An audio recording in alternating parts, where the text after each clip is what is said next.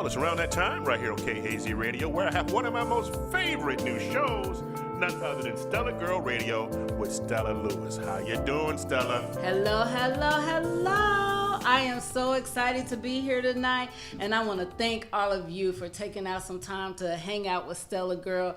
And I am so extra excited tonight because, as I told you earlier today, that I do have the fellas on tonight.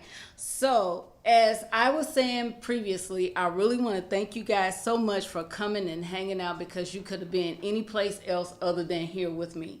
And tonight we are going to talk to two of my favorite guys. Oh my gosh, I just love my Omar Muhtar of the Black National Guard National Rebuild of East Cleveland, and my other favorite guy, Rico Webster. We've known each other for a very long time, and I really want you guys to talk about what exactly you do, introduce yourselves, talk about your business, and then we'll get into the other content. Take it away, Brother Big. Okay, as my sister Stella said on my brother Omar Muhtar, one of the things that our business is called the Black National Guard. This came about after seeing all the incidents with law enforcement and different things going on. So we decided to set up our own military, do something different to look at the community, to secure our own community. So what we're doing, we're going to be working with training young men experienced with security, law enforcement, military, to try to bring another image to securing our community, protecting our women and children. That's who the Black National Guard is. Yes. So my name is Rico Webster. I'm the owner of Top Designer Landscaping, and also the owner of Designer Cuts and Styles, which is located in Euclid, Ohio. Our landscaping, basically we do everything within the city limits of Cleveland, to RTA contracts, to Planet Fitness, to Save-A-Lots, sewer district, and so forth and so on. So we've grown to be commercialized and doing contracts and residentials as well. So we've been doing it for a very long time. I've been doing it for a very long time. Owner operated, and we'll get into the nitty-gritty. So as you guys are coming in tonight, I want to thank you so very much again for coming in. Please, in your comments, say hello, and say exactly where you're viewing us from. I had a couple of my friends across the pond there holler at me this morning. It was great. This will be a video recorded, so then that way you can watch whenever you like. So I will definitely see your comments, and I'm so excited that everybody has the content. So as I was saying before, Stella Girl Radio is about talking about relationships. Everything that we do is a relationship. So in this case, it's more so of the brothers and their businesses and what they relate to, whether it's personal, the community, what they're going to be doing in the community, and how exactly we can encourage people in so many different things, especially with some of our young people and taking care of our elders and, of course, helping one another. So, Brother Omar, what I would like to know is basically when we started with the Black National Guard, how were you able to have your relationship with the other brothers that say, yeah, that's what we're going to do? Well, one of the first things that we did, we started out with basically going out to the community. And basically it was talking to the young brothers. And some of the questions that we posed to them is that if there was an opportunity for you to function in an all-black military, would you be okay with that? And you'll be surprised of all the yeses that you got. And it seems like that they were very enthused about that concept of having their own military, including the younger people, So that's how we got started. So we started first with kind of doing like a questionnaire, some of the things we needed to know, and then just test the temperature of the people. Because when you start talking about an all-black military to do your security in your communities, then that become a very controversial topic. And so we have to kind of, coach, you been kind of do what you do. Right. You do the do, you know what I'm saying? You just got to put it out there and see what happens. So, of course, it goes both ways. Some people's not going to like it, but I guarantee you that our people come from all background, military, and has the experience, long time experience to be able to do this. It's very easy. And a lot of times we don't realize that we are our best asset when it comes to securing our community. We always already start at an advantage because we know everybody in the community. So with law enforcement representing you, for you, by you, and funded by you, it's a good thing. Mm-hmm. Thank you. Yep. And you and I spoke about that, a couple of years back when we were talking about it. I was ready to pack up and be on the compound. Because about to get suited and booted. Oh yeah, it was one of those things where it's like you see it's in front of you. You see all of this stuff going on, and it's like, okay, if we gotta go and pack it up and be somewhere, and that was before the pandemic, and it was like, okay, I already know by listening, we already know that the water is packed up, the toilet is packed, and it's more so really understanding it, and it is still a choice. It's not like anybody is putting this on anyone. This is more so of a choice of a different thing of what you want to do, versus you having a National Guard come on in your community that's not for you. They're there to stop you from doing what it is that you want to do. Absolutely. So, I've been in the military myself, so I understand where you're coming from, and I get it. And people just have to understand it's not a takeover. It's more of a protect over. Yeah, absolutely. Absolutely. One of the things that we seem to miss is that back during the Second Amendment and the militia groups, they was very important in the early stages of this country in order to bring security. So it's not like it's something that haven't been done. It's just something that haven't been done in our communities. Right. And right. it also would be an avenue to employ and train our young people. We have the largest number of young people with, especially males, with nothing to do. But if you watch every other country, all these other countries with their young men are in their military, and that's where we fall short. Yep. You got any questions? I was going to say that even with that being said, I'm ex-military, ex-police, ex-juvenile correctional officer. So I got a nice background too. So and I left that to do what I'm doing. Right. So I mean, and a lot of individuals that I deal with within our community, they want to see a presence with us because at the end of the day, they're looking at Caucasian police officers like, what are you here for? And a lot of them are just joining police because of this is not your territory. You see us, you're like, okay, we know this, we have this kind of background and we can understand where you're coming from. So they'll listen to us versus listen to the police. That's right. And one of the things, the reason why that is important, because if we're not familiar, a lot of times they isolate incidents that goes on. Right now there's an incident with the same militia groups or either black men standing up to do some things, right? And it happened to be a situation in Florida. These also young military personnel where a law enforcement officer allegedly was shot in Florida. And the community have a different perspective on how the police officer responded. They said he was a bad apple. He was not a good apple. But if you go on the media say he's a great guy, did well, et cetera, et cetera. But when you go out there, and what I'm saying about you go out there, when you actually go to the city and talk to the people, boots on the ground, believe me, you get a different story than the narrative that mainstream media bring to the community. And it's to distract you from what's really going on in the community. And once you look up those stories, you'll see it's not all what they say.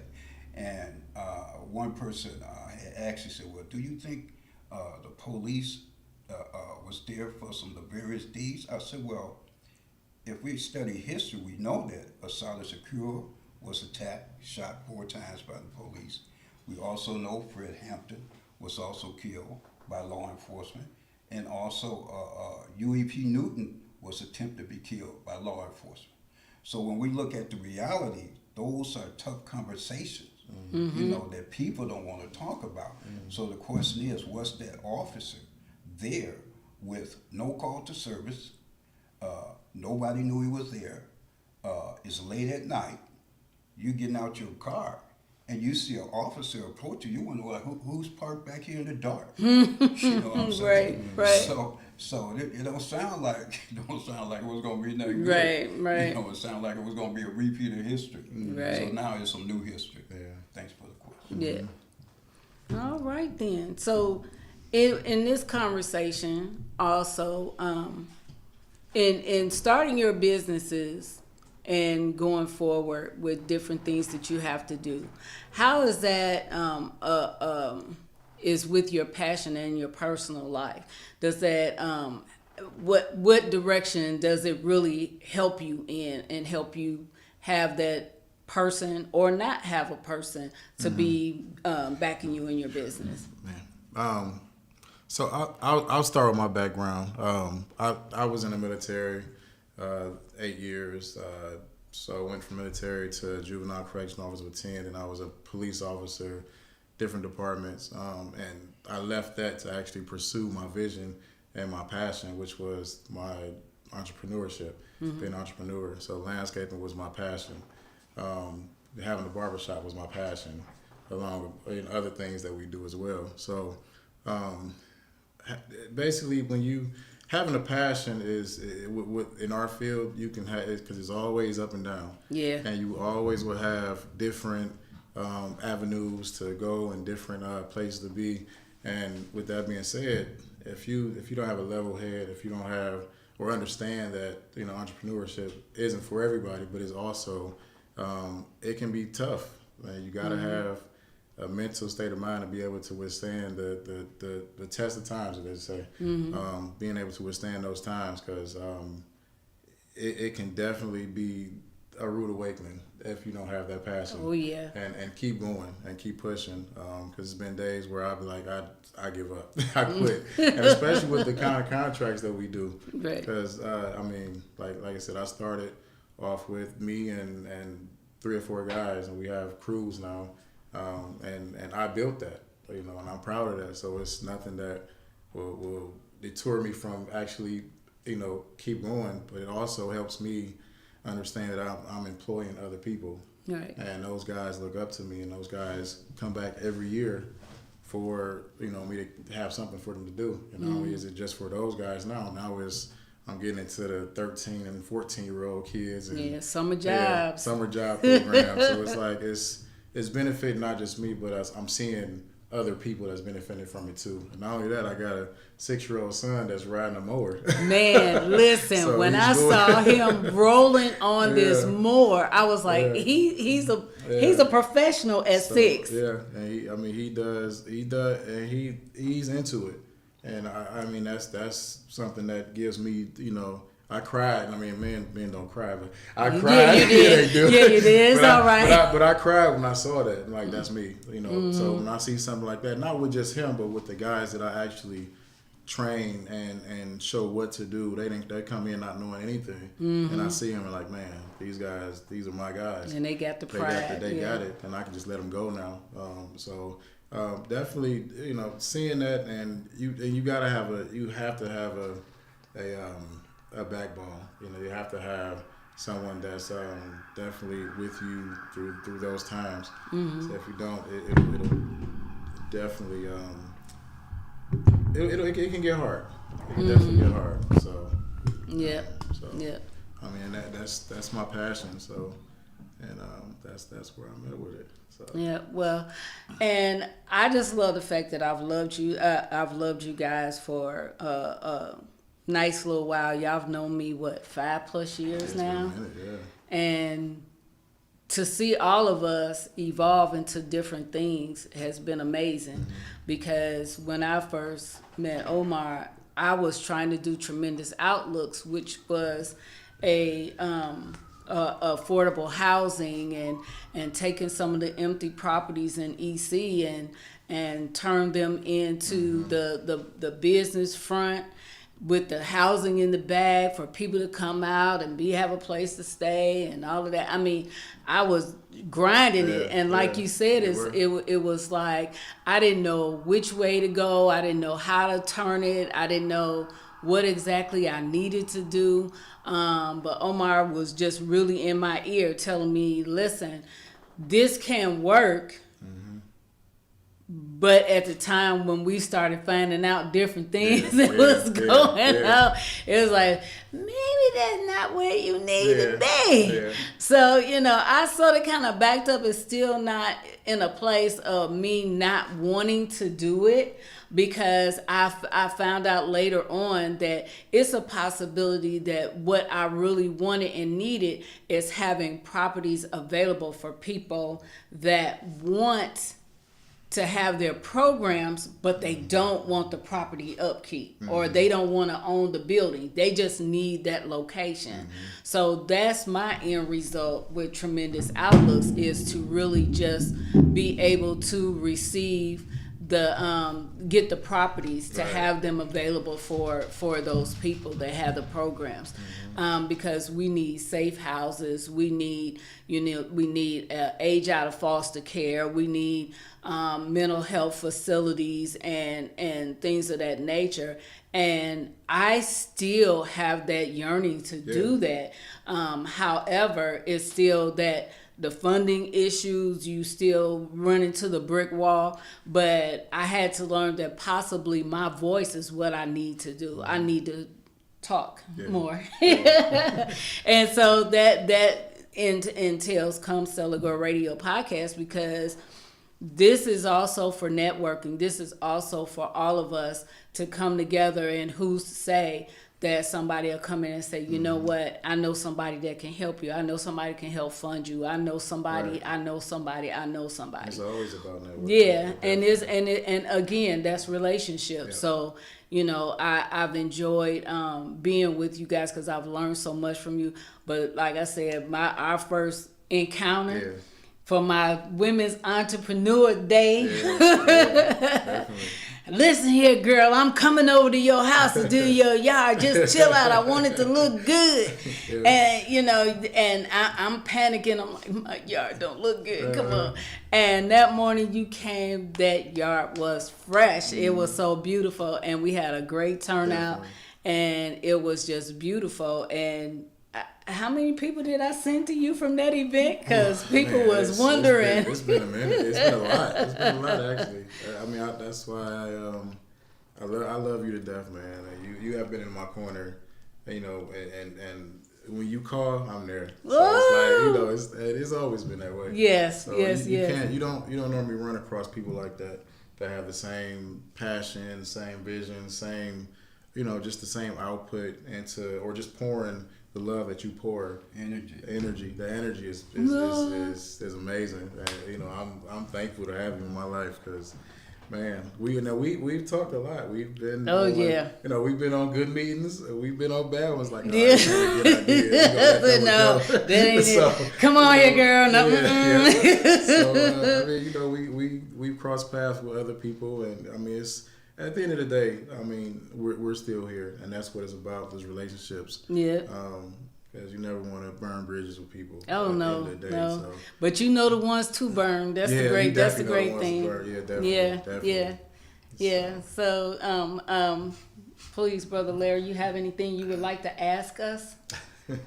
No questions for us? I like when he just jumps in and asks the question that I don't think about. That's the thing. Because, we're just, the other thing I want you guys to know. Oh, okay. So the other thing, he has the Brotherhood National Academy Male Youth Organization.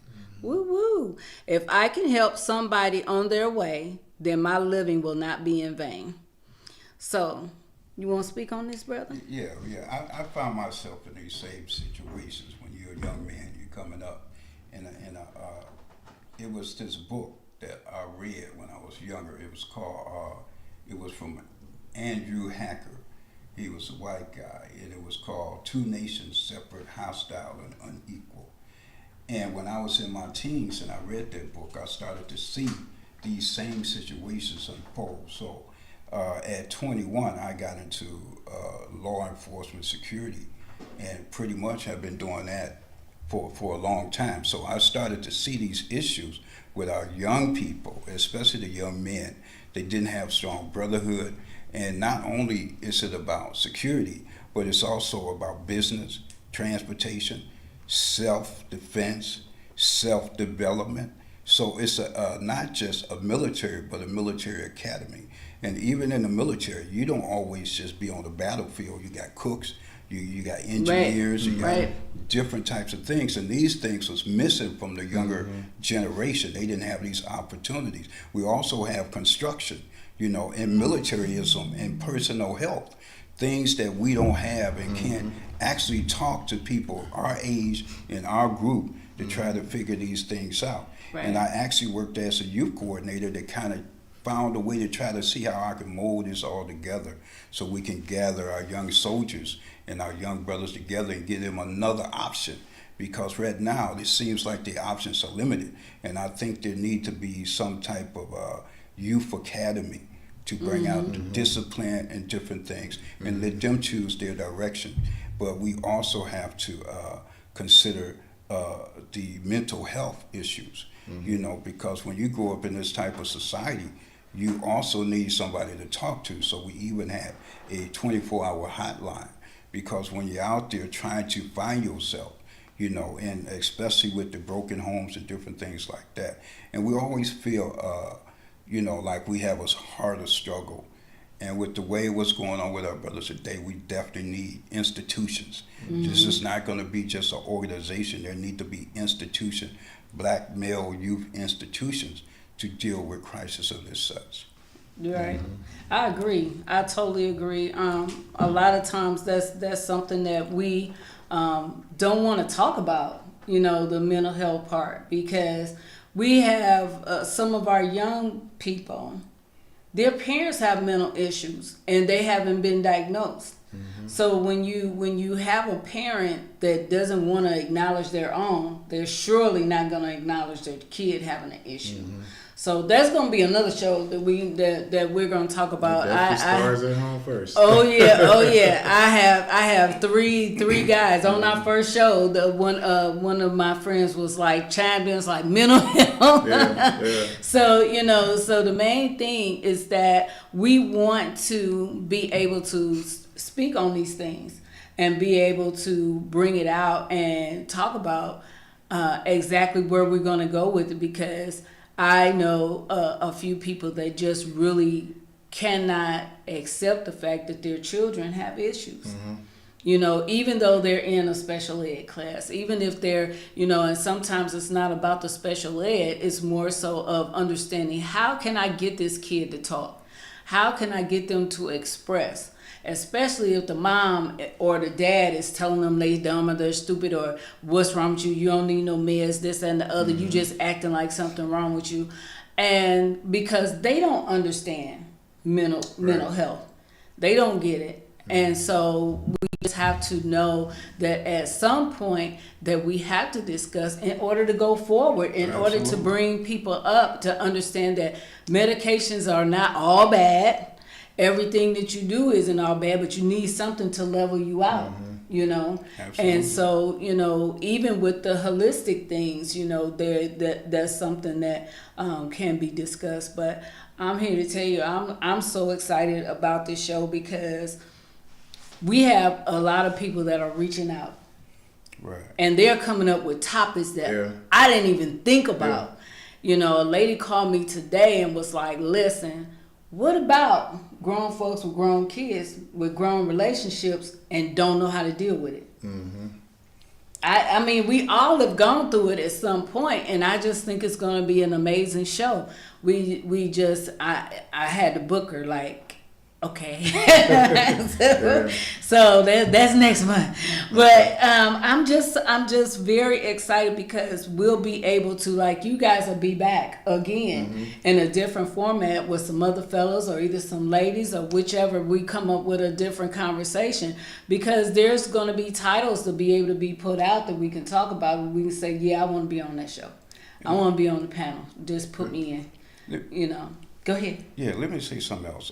One of the things that I also found in this journey is that one of the problems that was going on with the young people is that they couldn't openly talk about racism and oppression. And that we think because that we are all okay, and we're not okay. You know what I'm saying? We cannot openly talk about race. You know what I'm saying? We can't talk about it on our job. We can't talk about it in church. So we was also talking about, well, what type of radio broadcast or something we could do where we could just vent, you know, because not just the mental illness, but trying to cope in a society that tries to hold you back. Oh, you can't say that. Can't say that, You right? can't say society. They're going to cut you off, Stella. You know what I'm saying? You can't talk about that situation. But that's what we need to do. We need to do some healing. And any type of healing, you have to be able to discuss. That's correct. I agree. I agree. We got to get it out. You got to put it out there. What you got to say, brother? No, I was just going to say, we got 4 minutes. Okay. But I was going to say that, I mean, it's definitely, I agree with you on that. Being able to talk and vent about certain things, a lot of people can't do that. A lot of people are afraid to do that, you know, because they'll be, you know, I'll be talked about or this and that, you know. So a lot of people, you know, for me, for instance, I mean, people don't know that I deal with a lot. So, you know, we all deal with stuff. And it's sometimes almost like when you say shut up and dribble. Yeah, just drive on. You know, that's that military saying, though. Shut up and dribble. Shut up, drive on. You know what I'm saying? And that's what we so use, especially being from the background we have. Right. Shut up and drive on. But, you know, sometimes you gotta, you know, you have to talk to some people. To somebody. You gotta talk to somebody. And there shouldn't be nothing wrong with that. That should be a common thing for this type of situation. Right, right. Well, this was an awesome show, guys. I appreciate you so much for coming out and being on the first show. So we are at, I'm going to get shit up. Okay, 3. So I'm going to shout out, Designer Cuts and Styles. Yeah. At 22653 Euclid Avenue. We got the best barbers. We got the best lock braid person in the shop. Professor. We got Mandel. We got Punkin, the hairstylist. Then also landscaping, 30509 Euclid Avenue.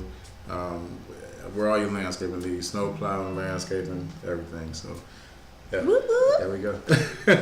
Come on, you got a shout out too, sir? And also, I want to shout out the Black National Guard. I want to shout out the Panther parties and all the others, comrades and sisters of black militias that are out there on the front line for the people. And you can also go to Black National Guard to join on Facebook. Awesome, awesome. Again, I would like to thank you guys so very much for coming out tonight, because, again, you could have been someplace else instead of here with me, and I appreciate you so very much for our first show. And I also would like to let you guys know that anything that we discuss from the heart, and we are doing it because we need to talk about it. That's how we keep our relationships. That's how we go forward, and that's definitely how we help one another. Absolutely. So I appreciate you so very much, and we're going to close tonight, and I want to say good night to Stella Girls Starlights. I appreciate you so very much for coming out and enjoying the show tonight. Thank you. Thank you.